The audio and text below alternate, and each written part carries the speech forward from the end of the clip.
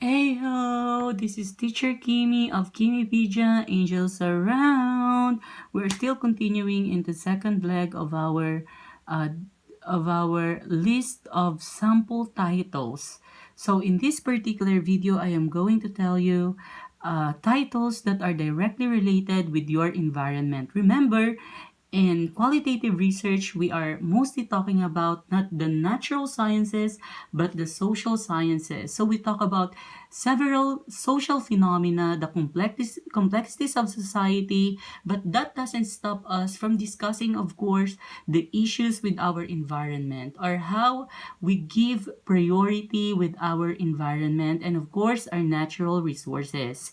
So one of the titles that I have in here is the Mangrove Forest of Rawi's Libon Albay, Tutulok through the eyes of the folks or the community folks. So this particular title was thought about has been actually conducted by my students. I don't remember who they are, but I think they started conducting.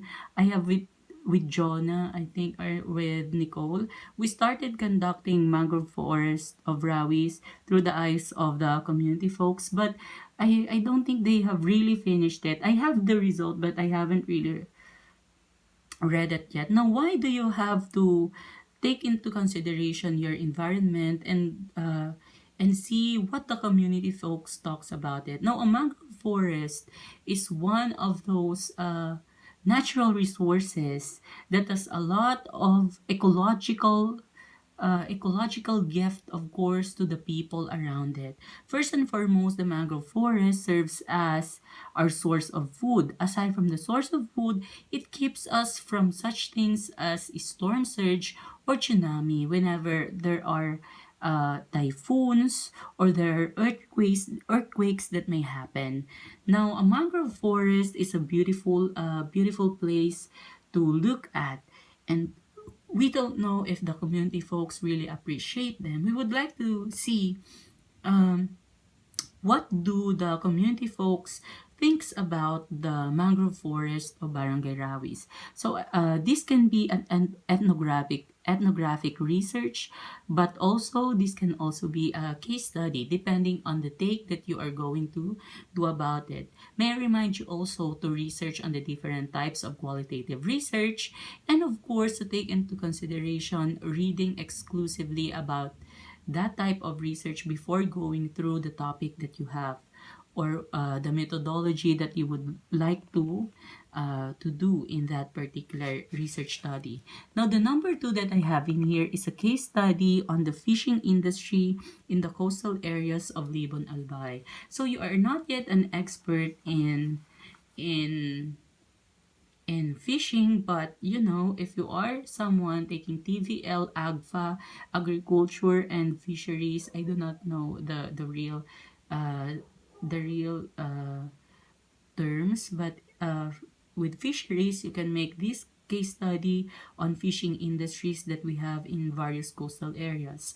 Now, in this case, I am talking about the coastal areas of Libon Albay. Also, I remember this type of study that I had with some of my students. It is entitled The Fishing Gears of Barangay Rawis, Libon Albay. So they have conducted a case study on the various fishing gears being used by the fisher folks of the barangay.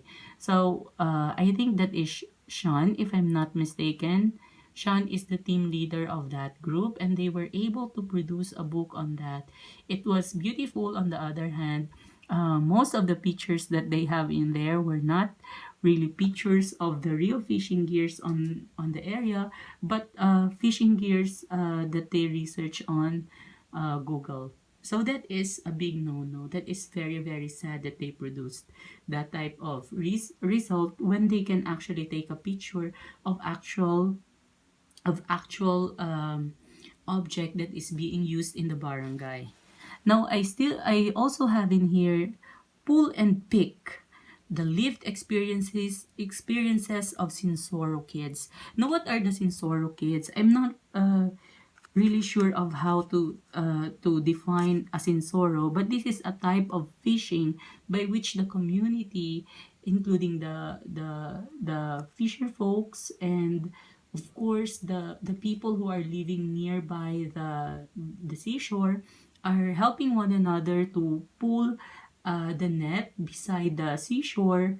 And while pulling the net, we call it pangaabay, they also try to pick some of the fishes that are stuck in the net. So I'm not really sure yet how this happens, but uh, this particular topic is one of the things that I would like my students to do. I actually offered this to one of the groups in my handled class these days. Another one in here is the sustainable practices of the Butbut tribe. So I've been in Buscalan this Christmas vacation, and one of the things that I want to see in the different tribes of the Philippines, we have hundreds, even thousands of tribes out there, uh, is their sustainable practices. So we all know that tribes are the hunting and gathering societies of our country. So we have different hunting and gathering societies, and as time went by, they were able to be sustainable by themselves. They have learned how to tend the land, how to take care of animals, how to produce their own goods, their own crops, their own products, so that they would not need the help of other people, or they would not need to move to other places just to live. Of course, I would like to learn these sustainable practices by different tribes. If you are someone who lives near a certain tribe, this one is a very good topic. Very simple title, but it is catchy and it is very relevant to this day, especially to the agenda of the SDGs or Sustainable Development Goals. Now let's proceed to number 5. Predicting calamities through natural omens. I think there have been researches conducted regarding this, but I haven't seen them, especially with Bicol, in the Bicol area. I have heard this during a DRRM or Disaster Risk Reduction Management seminars, where some of our speakers would talk about researches that natural omens are actually very good at predicting what will going to happen in the next coming days. For example, with Mount Mayon in our area, snakes would actually go out of their hiding if an earthquake is coming. So before an earthquake comes, people knows already that something is wrong. So let's proceed with the next one, which is this: washed away but resilient, a phenomenological study on the victims of Baybay disaster. Now, this Baybay disaster is actually a local thing that happens in the barangay where I teach. Several residences that lives near the seashore or by the seashore exactly were devastated during the Bagyong Tisoy. So their houses were washed away during the bagyo, and of course it is hard for them to come back, and yet they were very resilient. They have ways on how to recreate their houses, and of course still enjoy living or live peacefully even after all the devastations that they have experienced. I just would like to do this research if ever, because this will be a great learning point for the people that staying near the seashore can actually do havoc with your houses, especially if your houses were made of natural light materials like wood and nipa. So it's quite a heavy sight during that time. 3 days, I think 3 days after the typhoon, I went at the area and I really saw how those houses in the near the seashore were washed away, and I can see devastation in the faces of people. Uh, and of course, that is something that we should not forget. These are things that we should actually record and learn from. Aside from that, I also have in here my own idea on a research on aninikid, how the small freshwater snakes in the irrigation have gone. So at the back of our house, we have an irrigation, a man-made irrigation. During my childhood, there are small freshwater snakes in there we call aninikid. But these days, or come 2007, if I'm not mistaken, during the time that I am entering college, we only find several to very few of these aninikids. And right now, I haven't heard any news about them. So these aninikids may be what you call biological indicator or something that a river system is living or alive, and the fact that they are not found, it may mean that a river system is as it is. It's not even a river system anymore. It is just an irrigation system to provide water to our farmlands, to our rice paddies, but not really to take into consideration uh, as a habitat for certain animals like the aninakid that I have. So these are just some or few of the topics that I have under environment.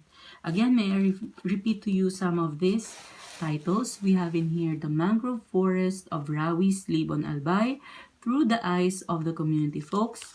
You can also change it through the eyes of the young children or through the eyes of junior high school students, depending on which area are you. Or you can also have a case study on the fishing industries in the coastal areas of Libon Albay. Also have pull and pick the lived experiences of Sinsoro kids. We also have the sustainable practices of the Butbut tribe on or any tribe that you know. So you can try this. This is very applicable wherever you are in the Philippines. Predicting calamities through natural omens and ethnographic study. We also have Washed Away but Resilient, a phenomenological study on the victims of Baybay disaster. Aninikid, how the small freshwater snakes in the irrigation have gone. Thank you so much for listening. Again, this is just the second installment and we still have a lot of topics. So don't forget to like, subscribe, interact with me because if I have time, I would I can really assist you. I would give assistance to the community of senior high school who find it hard to look for titles. So let's start with titles before doing anything else. This is still Teacher Kimi of Kimipedia. I hope that you liked my presentation. I hope you liked and you subscribed and you share this information to your classmates because by sharing this information, you are already creating good fortune for yourself. So it will come to you tenfold the help, the love, and the care that you give to the world. Angels around everyone, and good night.